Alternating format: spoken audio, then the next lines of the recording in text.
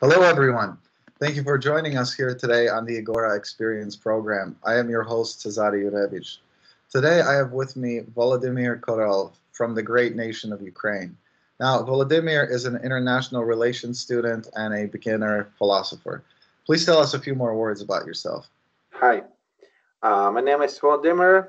I'm from the Ukraine. I'm international relations student, and this is basically my very beginning of joining the Egora community and developing myself as a philosopher. Awesome. I'm glad to have you here with us and contributing.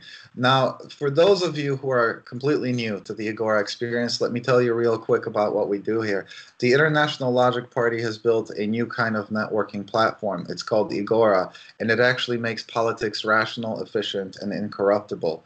This thing gives ordinary citizens like us real political power. Through Agora, we can make our governments do what we, the people, need them to do.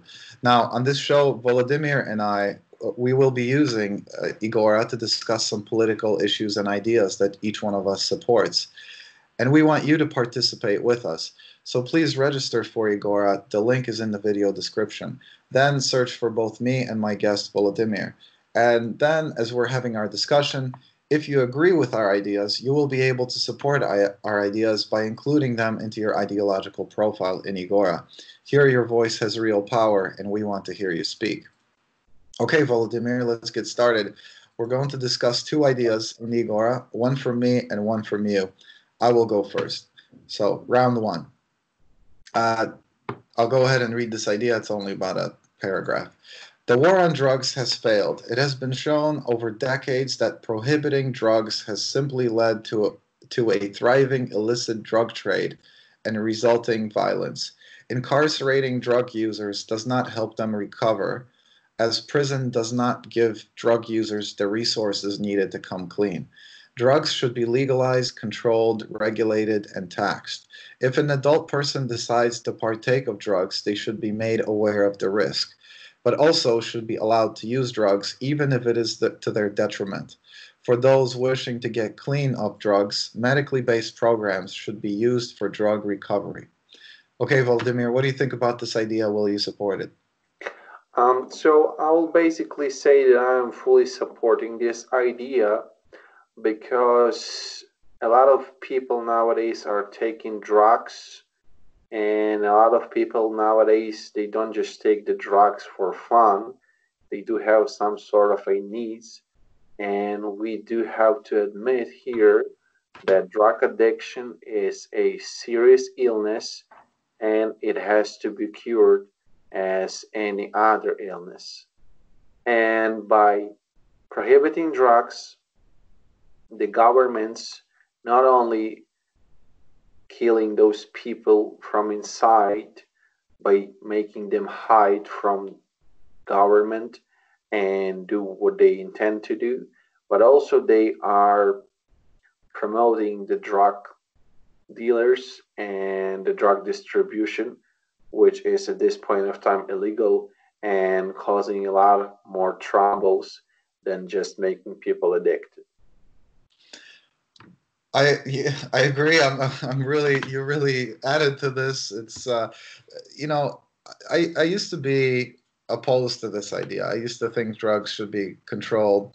I mean, many years ago, and my position has come. It's become more, let's say, liberal.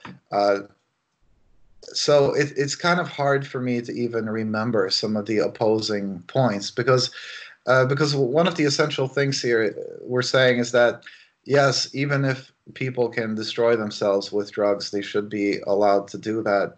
It's their personal freedom, and really, what right do we have to stop them based on what they're doing with their own body? So I've definitely become much more of a supporter of this from that perspective. You mentioned people use it for medical purposes. Of course, I mean, obviously, if that's what people need to do to medicate themselves. But again, even for recreation, I don't think it's. Some people like to eat pizza, and other people like to do drugs. So what? That's not none of your business. It's people's freedom how they want to let's say, recreate themselves. I don't know what else to add. I almost wish you disagreed so we would have more to discuss here. But you said you've had some personal experience living in a country that has had a much more liberal drug policy. Maybe you can tell us more about that and the success, from what I understand. Sure, sure. A few years ago, I was granted by the scholarship to spend half of the year in Netherlands, in the beautiful city of Groningen. And basically, before moving there, I was aware that Netherlands have fully legalized drugs. I don't know about the other drugs, but marijuana is legalized both for recreational and medical purposes. And what they have witnessed after those things were legalized is the decrease of crimes committed under the drugs, is the decrease of illegal drug trafficking, and the increase of income to a budget because the drugs were taxed. And from what I have seen while living in Netherlands, I have never seen anyone to be aggressive using drugs or making any sort of a illegal movements, so to say. And by having how to compare, I mean, I'm living in the Ukraine. The drugs are prohibited here, even for medical purposes. And compared to the Netherlands, I was first of all amazed on how the drugs can be legalized, and at the same time, it has no bad effect at all. I just heard something today. It was a quote. I think it was about something completely different. Might have had to do with the riots happening in the States, but it's something about if you give people responsibility, they become responsible. If you take away responsibility from people, they become less responsible. And so, and really what you're saying attests to that when you give people that responsibility to use drugs safely, they actually exercise that responsibility. Not like what so many people using the fear tactics, thinking that if you legalize it, everybody's going to be high and the society will collapse. But that's not what happens. Because people actually do rise up to that responsibility. One more thing that to me is really interesting is that aspect of the black market and the illegal money that then fuels more crime. Because if you think about it, you have a product that people want to buy. And if it's in the regular market, you can tax it just like every other product. And and the government gets those resources. But if you make it illegal, people still want that. And so now you have people who are willing to commit crimes. They're already criminals, but now they're willing to commit another crime of selling drugs. And now they're making money. So criminals are making money from having another source of revenue. And then the society has actually become poorer because now it loses that tax revenue. So it actually creates a problem for itself of more crime with less resources to combat that crime. So it's like a twofold effect of really weakening society of dealing with criminals. I think it reduces. I mean, there are so many compounding effects that go to actually reduce the crime rate, including especially like violent criminals, giving them less revenue with which they can operate and commit violent crimes. Anything? I don't know. Any other thoughts you have on that? Well, I do have some sort of thoughts. Um, they are more likely to be global.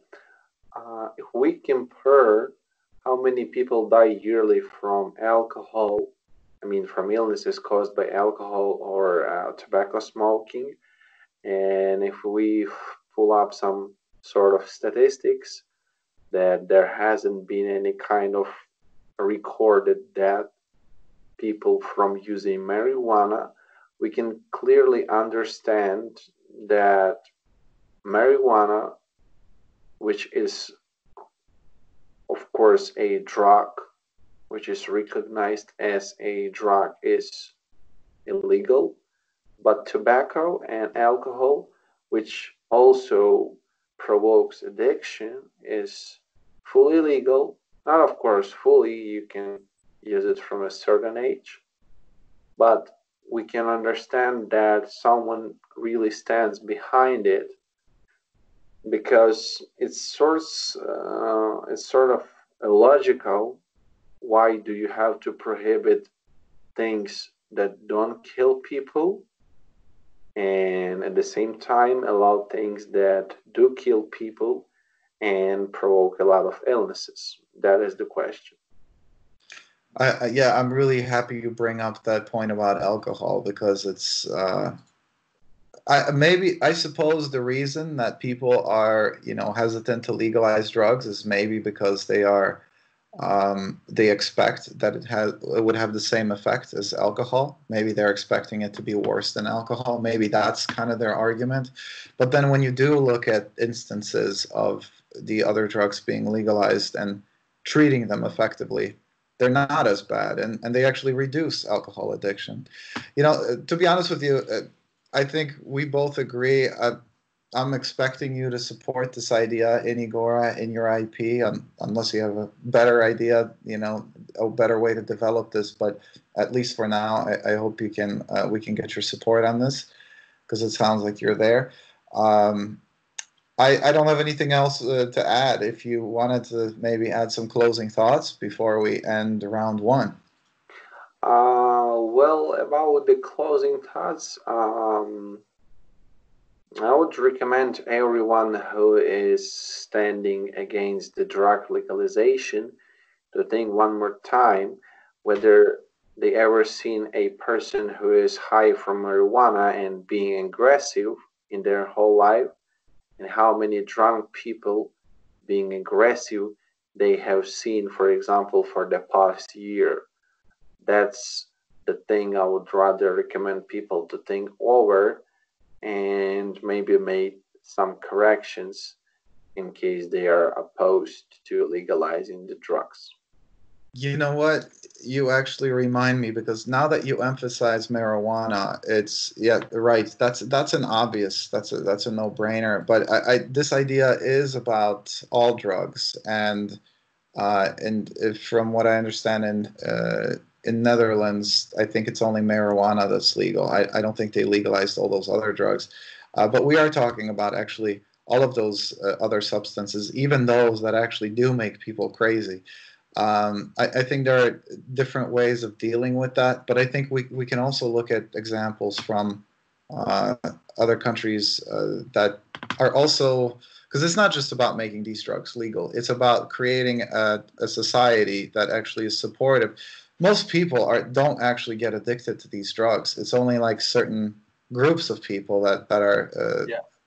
right, have that weakness, let's say. And so it's about providing those resources for those, maximizing freedom for everybody, but then providing those resources to help those people who are especially susceptible to addiction with those drugs, helping those people. And so even with harder drugs, let's say cocaine and heroin, they've been able to demonstrate success that, by legalizing them, but still providing medical treatment. Anyways, I was going to wrap up. I still wanted to add that, but if you want to respond to that as well.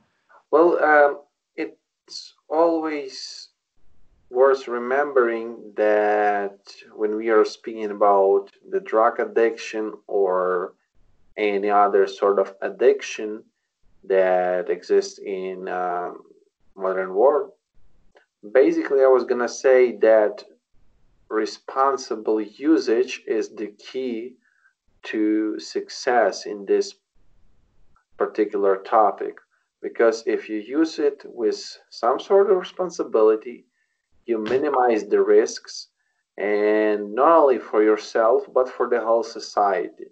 So even if the drugs were legalized but the people still were lacking responsibility when using them, wouldn't make that much sense as if they would just use them responsible. And by using responsible, you're keeping yourself safe and you're just not harming others. So I guess that's the key, that's the trick question there, is how do you add that responsibility to it? What makes people responsible?